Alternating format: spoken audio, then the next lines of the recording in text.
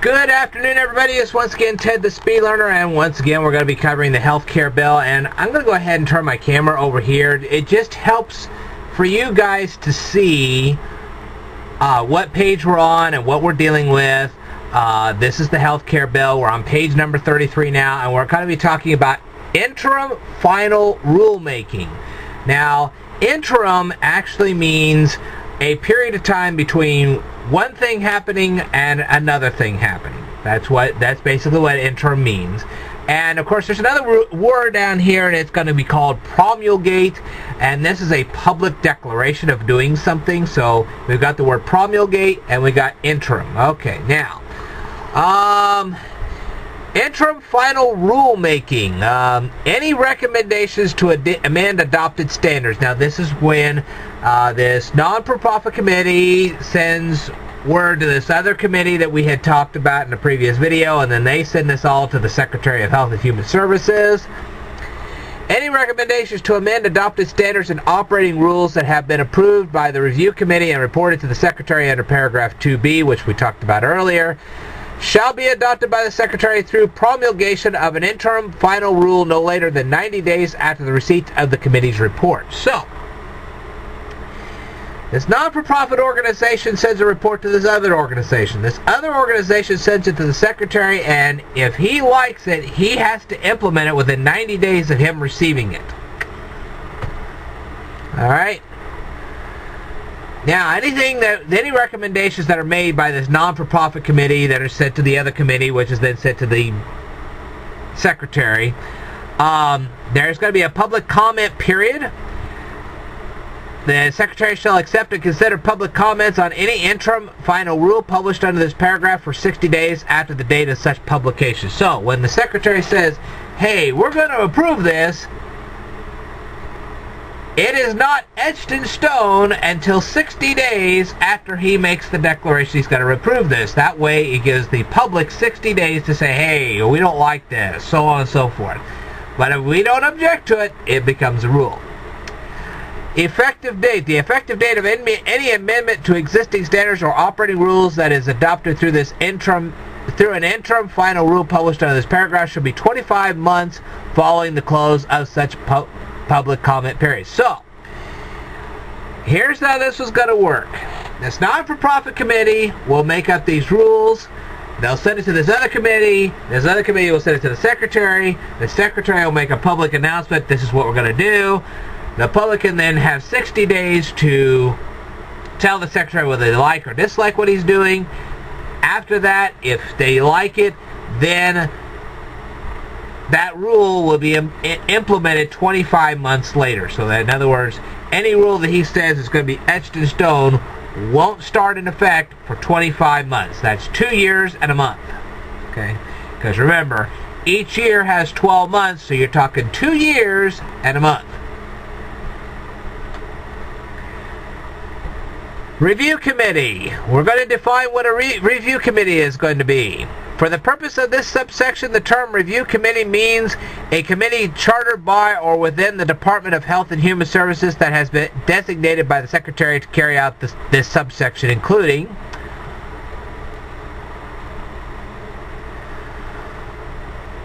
now, remember when I was telling you there was this not-for-profit group that was going to send this other stuff, all their recommendations to this other committee? Well, the second committee we're talking about here, of course, we have this non-for-profit committee. They're going to send all their recommendations to the National Committee on Vital and Health Statistics, and you can look that committee up for yourself. Alright, now, if the Secretary is not happy with the National Committee on Vital and Health Statistics, he will appropriate another committee to do what the National Committee on Vital and Health Statistics is supposed to do. Coordination of HIT standards. In developing recommendations under this subsection, the review committee shall ensure coordination as appropriate with the standards that support the certified electronic health record technology approved by the Office of Wow! We have this thing called the Office of the National Coordinator for Health and Human... boy, let me say that again. I love these names. Office of the National Coordinator for Health Information Technology. So, this not-for-profit committee is going to come up with these standards, and they're going to be supported now, when we're talking electronic health record technology, in the old days when you went to the doctor, they put everything on a physical chart. You had these physical folders, you had these physical files, so on and so forth. All this is done electronically now. Love that. So every time you submit a health claim now, it's done electronically. Every time you submit a payment, it's done electronically. Yada, yada, yada, and so on and so forth. So they're making a standard which every health insurance company and every healthcare provider has to follow, so that when this stuff is sent electronically, it can't be sent one way to one company and one way to another. In other words, when you make your health claim to X insurance, then if you ever switch to Y insurance, you're going to use the same form for Y insurance as you did for X insurance. It's not going to be a different form for Y insurance than it was for X insurance. There you go. Operating rules for other standards adopted by the Secretary. Obviously, there's going to be other standards that the Secretary is going to adopt. The Secretary shall adopt a single set of operating rules for any transaction for which a standard has been adopted pursuant to da-da-da-da. Okay, now here comes the juicy part. What happens if a health insurance company or a healthcare provider doesn't go by the recommendations of the Secretary of Health and Human Services? The Secretary will assess a penalty fee against a health plan that has failed to meet the requirements under whatever, with respect to certification and documentation of compliance with the standards, da-da-da-da-da. So, if the health insurance people decide they don't want to adopt the standards set forth by the Secretary of Health and Human Services, they're going to get a financial penalty.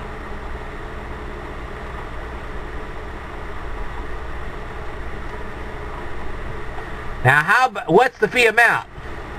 Subject to subparagraphs C and D and E, the Secretary shall assess the penalty fee.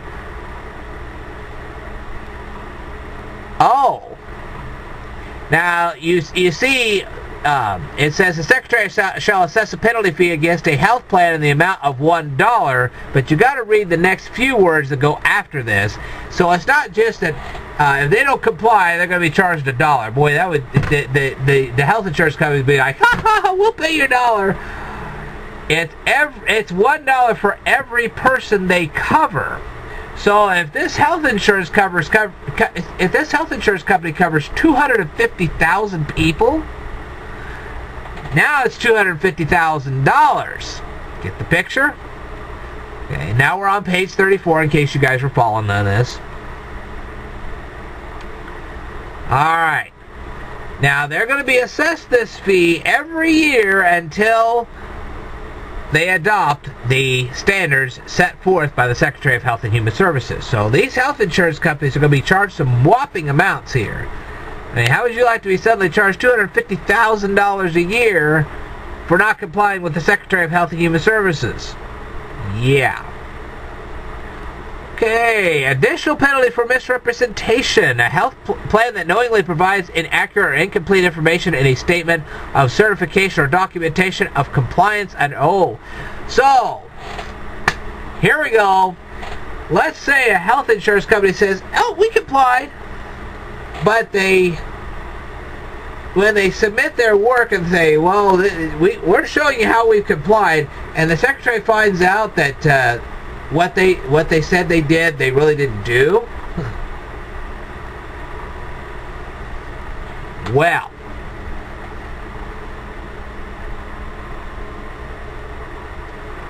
okay. So, how much are they going to be charged for lying about fixing their system so it's compliant with the Secretary of Health and Human Services? Well, you know how these Health insurance companies were going to be charged $1 per patient for not complying at all. Well, in that particular case, if they have 250,000 people that they cover, they're going to be charged $250,000. However, if they lie about complying and they didn't comply, they're going to be charged double that amount, so they'll be charged $500,000. Isn't that nice?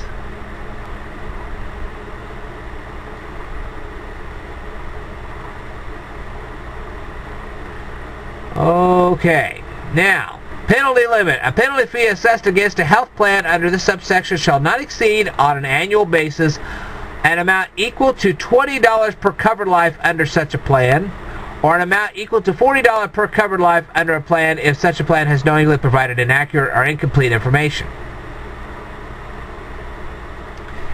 So, if he decides to up the fees annually against these companies, he can't charge any more than $20 per person.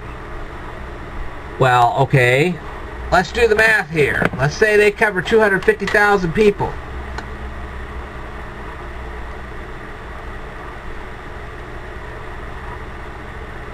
So roughly, he can't exceed, in that particular case, more than $5 million. Okay? And if they're lying about it, he can't exceed more than $10 million. So in other words, he can't literally put him out of business. But that's still a lot. Determination of covered individuals. The Secretary shall determine the number of covered lives under a health plan based upon the most recent statements and filings that have been submitted by such plan to the Securities and Exchange Commission. In other words, he can't go based on the data that they had 3 years ago. Let's say they covered 250,000 people 3 years ago. Well, he can't go by that data. He has to go by what they're covering this year. So if they're only covering 100,000 this year and they covered 250,000 3 years ago, he has to go by the 100,000 that they're doing now. Okay? Notice and dispute procedure. The Secretary shall establish a procedure for assessment of penalty fees under the subsection that provides a health plan with reasonable notice and a dispute resolution procedure prior to provision of a notice of assessment by whatever. In other words, there's an appeals process. Let's say that X and Y insurance company, health insurance company, says we've complied, but the Secretary says no. Then they can appeal and say we got proof that we complied. And then there's a dispute process. If they win, they don't have to pay a penalty. If they don't, they have to pay the penalty. Okay? And the thing is, if the Secretary finds out that they have not complied, he has to give them a reasonable period of time to dispute that. He can't just say, well, you've got to pay up right now. He has to say, okay, I think you should pay up. Then they say, well, we don't have to because we've done this, and then there's a dispute process, and finally, boom. So he can't just automatically say pay up. Doesn't work that way. All right, no later than May 1st, 2014, and annually thereafter, the Secretary shall provide the Secretary of the Treasury with a report identifying those health plans that have been assessed a penalty fee under the subsection. So, the Secretary sits there and he says, you know what, I think X and Y company has not complied with my standards. I'm going to send a report to the Secretary of Treasury saying these people haven't complied. Alright, now, how do they collect the fee?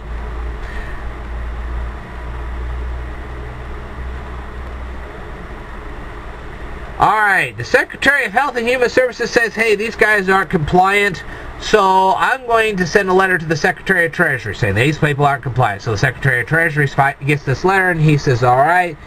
Then he lets the health insurance company try to dispute it. If they fail to dispute it, he says, alright, so they get a bill from the Secretary of Treasury saying, hey, you got to pay this up. You have a fee, you have to pay.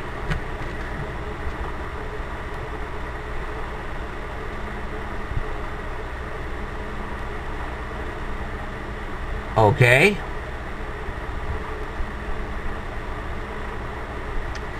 So not only does the Secretary of Health and Human Services have to send a letter to the Secretary of Treasury, but then he has to send another letter to the health insurance company saying, hey, you owe this fee. Nice. And for those of you now, we are now on page number 35.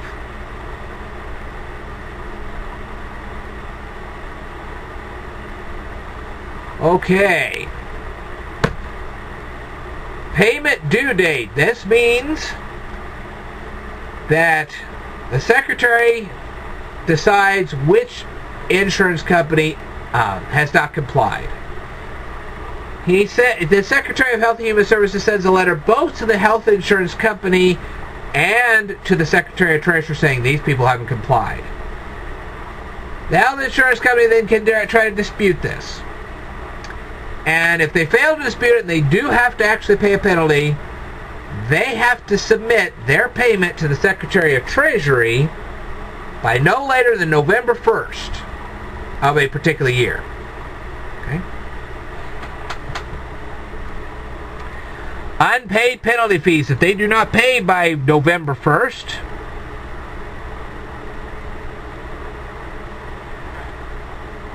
alright, if they don't pay by November 1st, their fee will be increased by the interest accrued on such amount as determined pursuant to the underpayment rate established under Section 6621 of the Internal Revenue Code of 1986. So, let's go to Section 6621.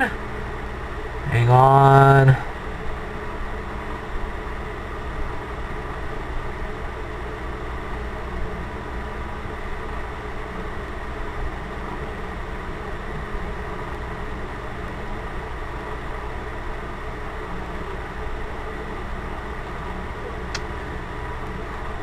Okay. We'll just do it this way. Okay.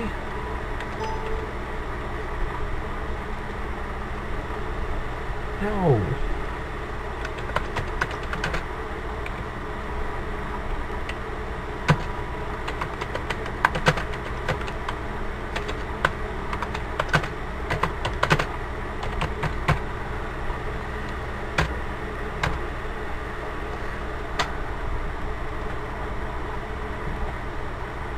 All right. So we now have proceeded to Section 6621 of the Internal Revenue Code of 1986, which determines the interest rate that will be attached to any late payments.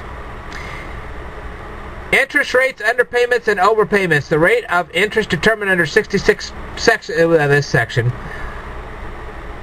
will be 6% of overpayments, 5% in the case of corporation, 6% for underpayments, and 8% for large corporate underpayments. Okay, so basically what's going to happen is they're going to have to pay the $250,000 plus 6% on top of that. Now, okay, so you got an insurance company, it's defaulted on its payment. It was supposed to pay $250,000. It did not.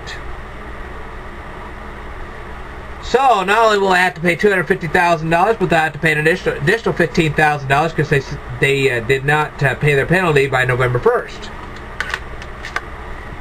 And believe me, it just goes up from there. Okay.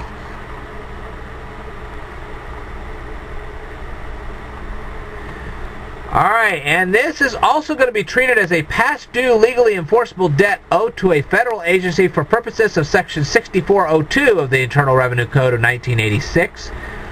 So, if you want to, you can hop over to Section 6402 and find what this thing is.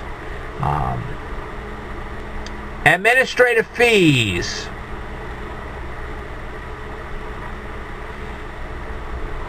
Not only are these insurance companies going to have to pay these penalties because they failed to comply with the Secretary of Health and Human Services, but on top of that, there are also administrative fees. Somebody's got to make up the bill, So when the Secretary of the Treasury writes down the bill, he gets to charge the insurance company an additional fee because he had to make up the bill. Isn't that nice? And if he has to continue sending letters and everything else, he'll add the bill up. Any fee charged or allocated for collection activities conducted by the Financial Management Service will be passed on to the health plan on a pro rata basis and added to any penalty fee collected from the plan. So, not only going to have to pay this $250,000, but they got to pay the Secretary of the Treasury an additional amount because he had to write him up a bill. Alright. I think I'm going to stop this from here, and we'll go ahead and cover the rest of it in the next video, so stay tuned.